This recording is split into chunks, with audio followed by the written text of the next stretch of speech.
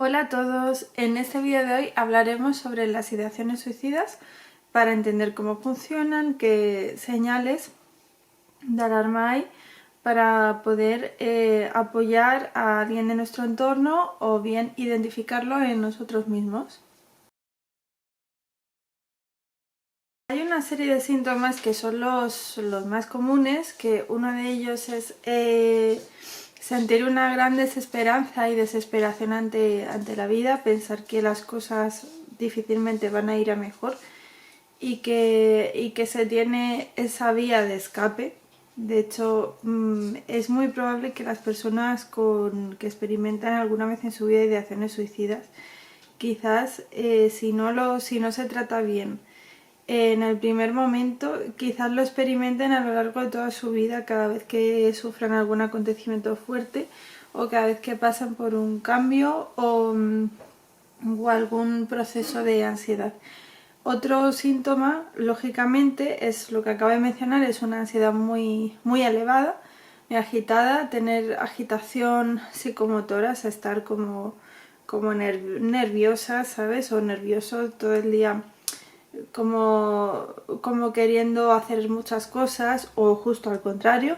o no queriendo hacer nada, dejar de experimentar placer por las actividades que más nos gustan, que como veis en diferentes vídeos hablo sobre la anedonia porque es un síntoma muy característico de la depresión, que quiere decir que dejamos de experimentar placer por nuestros hobbies. Entonces una de las señales lógicamente va a ser esa. Uno de los síntomas más importantes es experimentar la habilidad emocional, que quiere decir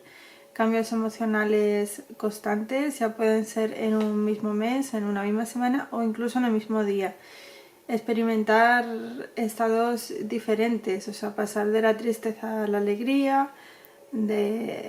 al enfado y así sucesivamente. Por otra parte, también estas personas pueden sentir una gran vergüenza por algún acontecimiento que hayan vivido o un exceso de culpabilidad, que se piensan que el problema que ahora mismo les quita el sueño es por responsabilidad de ellos, que no tiene que ver con factores externos, sino que ellos pues han tenido la culpa, como por ejemplo puede ser un caso, imaginaros un adolescente que ha sido maltratado toda su vida por sus padres, pues a lo mejor llega a establecer la creencia de que ha sido un mal hijo, que él se lo merece, o una persona que sufra acoso escolar pues le pasa lo mismo, ¿no? Que se merece pues que le maltraten porque es una persona rara, no es un buen compañero o merece estar aislado, pues este tipo de sentimientos, ¿no? De culpabilidad que pueden experimentar las personas a lo largo de su vida. Luego, por otra parte, estas personas sienten un dolor emocional totalmente incontrolable, o sea, por así decirlo, un dolor desgarrador y, y que les hace perder el sentido de su vida, o sea, levantarse un día y decir, o un día y los sucesivos días, lógicamente, y decir, es que mi vida no tiene sentido, no le encuentro sentido, no sé por qué tengo que estar luchando día tras día. Las cuentas, pues dejar de ver la luz, ¿no? Por otra parte, también se establecen cambios de rutina, ya sea de sueño o de comida, o sea, puede experimentar insomnio o dormir en exceso o también en la comida pasa lo mismo, limitar el consumo o excederse o comer más se la cuenta, ¿no? Para calmar esa horrible ansiedad que se siente. Luego, por otra parte, están las conductas de riesgo, que las más típicas son las autolesiones y el consumo de drogas y de alcohol, que sirven, o sea, las autolesiones realmente a la persona lo que hace es reforzar esa ideación suicida y esa conducta, porque lo condiciona con una situación X que le produce placer, porque el hecho de experimentar daño físico, dolor físico, hace que hormonalmente pues todo se revuelva un poco y se experimente, o sea, suba la dopamina, ¿no? Por así decirlo. Y el dolor emocional disminuya porque ahora nuestro cerebro está centrado en ese dolor físico. Por otra parte, el alcohol y las drogas pues lo que hacen es disminuir y ralentizar esos pensamientos, los camufla y los anestesia, al igual que el dolor emocional. Y por otra parte hay otra conducta de riesgo de la que no se habla mucho, que es conducir de una manera temeraria con el objetivo de tener tú un accidente, que en ese momento tampoco piensas en otras personas, en hacer daño a otras personas, porque el objetivo es hacerte daño a ti mismo, pero estás tan desesperanzada, tan dolorido, que en ese momento lo único que ves es esa vía de escape. Y si se puede justificar, por así decirlo, ese intento de suicidio con un accidente de tráfico, mejor, porque también está asociado un poco al tabú que hay con este tema, en el que digamos que una muerte de accidente de tráfico, una muerte natural por una enfermedad o por vejez, está normalizado, pero en cambio por un suicidio no lo está. Entonces también eso puede influir en este tipo de conducta de riesgo. En cuanto a las causas, es que son tan diversas y tan variadas que bueno, voy a mencionar algunas, las que yo me vaya acordando. Pues una de ellas está asociado a lo que os he dicho antes, al consumo de alcohol y de drogas,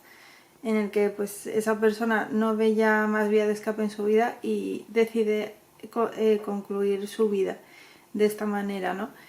Por otra parte están las personas que tienen alguna enfermedad crónica física, en la que ya su calidad de vida ha empeorado drásticamente y ya no pueden volver a valerse por sí mismos ni llevar la vida que llevaban antes. Entonces, si no reciben un apoyo psicológico adecuado por parte de profesionales y por parte de sus familiares cercanos, esta persona pues también puede llegar a esto. Por supuesto están también los casos de violencia, ya sea violencia de padres a hijos, de hijos a padres, o sea, acoso escolar, violencia de género, violencia en pareja en general, en el que puede llevar a esta desesperación. También un divorcio muy traumático, muy doloroso, también puede llevar a esto, la separación de los padres, pérdida del trabajo, tener muchas deudas económicas y no poder hacerlas frente, perder amistades, perder a tu pareja, perder a familiares, o sea, lo que viene siendo el aislamiento social. También personas que a lo mejor han solicitado esa ayuda psicológica porque están pasando por un proceso de ansiedad y depresión muy doloroso, y la cita no se les da hasta el año que viene. Pues también el hecho de esa espera tan larga les hace desesperarse llegar a intentarlo. Y sobre todo el padecer, o sea, tener antecedentes de ansiedad y depresión hacen que estas personas pues experimenten en mayor cantidad de acciones suicidas. Entonces, todas estas causas, seguramente si conocéis a alguien que haya pasado por esto, seguro que aunque no os lo haya dicho, en algún momento de su vida se haya planteado esta idea. Por eso tenemos que estar muy atentos a las personas que nos rodean y tenderles la mano cuando lo necesitan. Y por otro lado, las personas que tienen más prevalencia a tener ideaciones suicidas, que también va asociado a lo que he comentado antes, son personas pues que tienen este tipo de enfermedades, que es la depresión, la ansiedad, el estrés postraumático, tener una afección física grave, una lesión cerebral que haya sido traumática, la esquizofrenia, bipolaridad, trastorno límite de la personalidad y tener un problema de adicción, ya sea al juego o al alcohol y a las drogas. Y sobre todo quiero explicar que las ideaciones suicidas, que vienen a ser lo mismo que pensamiento suicida, son unos pensamientos en los que tú planeas cómo sería, cómo podría ser el suicidio, qué maneras, o sea, qué alternativas tienes. Y no siempre se concluye, de hecho la mayor parte de las veces no se concluye, porque o contamos con esa red de apoyo o no llegamos a concluirlo porque esa situación que nos hace, que nos genera esos sentimientos de desesperanza, quizás ese problema se resuelve y demás. Pero como ya os he dicho, es que este pensamiento se refuerza constantemente. Entonces, cuando lo has pasado una vez, es muy probable que a lo largo de tu vida, si no lo tratas adecuadamente, tengas que convivir con ello. Y por ello no nos tenemos que conformar y aceptar de que eso es un pensamiento que tenemos ahí y que pertenece a nuestra personalidad. No, no es así. O sea, es algo que si das con un buen equipo de profesionales de la salud mental que estén más formados en este tema, pues quizás ese pensamiento ya no te vuelva aunque tengas periodos de estrés, porque lo preocupante de esto es que es eso, cuando tienes periodos de estrés fuerte, aunque ya no sean los mismos tan traumáticos que fueron los que te lo generaron por primera vez, tú lo vas a experimentar porque tú piensas que siempre tienes esa vía de escape por si acaso las cosas van muy mal y ese dolor y la vida se te hace insostenible. Entonces, siempre hay tiempo, ya tengas la edad que tengas, de curarlo y de no volver a experimentarlo y sobre todo aprender a gestionar, porque es que al final todo va muy unido, aprender a gestionar las emociones adecuadamente en periodos de estrés muy fuertes, porque a lo largo de nuestra vida siempre va a haber periodos de estrés, o sea, siempre va a haber cambios y las personas no somos inmunes a esos cambios. Entonces, tener esas herramientas de una adecuada gestión emocional nos da un poder increíble sobre nosotros mismos, sobre nuestros sentimientos y sobre todo saber dominar aprender a dominar nuestra propia mente, no que nuestra mente sea la que nos domine a nosotros. Esto ha sido todo por hoy, espero que os haya servido de ayuda, sobre todo que os sirva para vosotros mismos y para vuestros seres queridos. Por eso siempre hay que estar atento, ¿no?, a los demás, sin obsesionarnos, lógicamente. Y por otra parte, pues en el próximo vídeo hablaré sobre los mitos sobre el suicidio, ya que es un tema muy excesivamente mitificado. Hace poco se empezó a hablar de ello, pero todavía hay una gran parte de la sociedad que se siente muy cómoda al hablar del tema y que lo prefiere evitar porque lo ve como un caso aislado que no existe para él o para ella y lo prefiere apartar porque es desagradable, porque como vuelvo a decir, como no es una muerte natural o común, por así decirlo, digamos que se penaliza, ¿no?, el hablar de ello. De hecho, vamos, no nos tenemos que olvidar que hasta hace un siglo el morirse por suicidio era un pecado y de hecho a los que fallecían por suicidio no se les enterraba en el cementerio. De hecho había muchos padres y demás que tenían, o sea, que no podían enterrar a sus hijos o hacer un funeral religioso en un cementerio, porque para la iglesia se consideraba como pecado.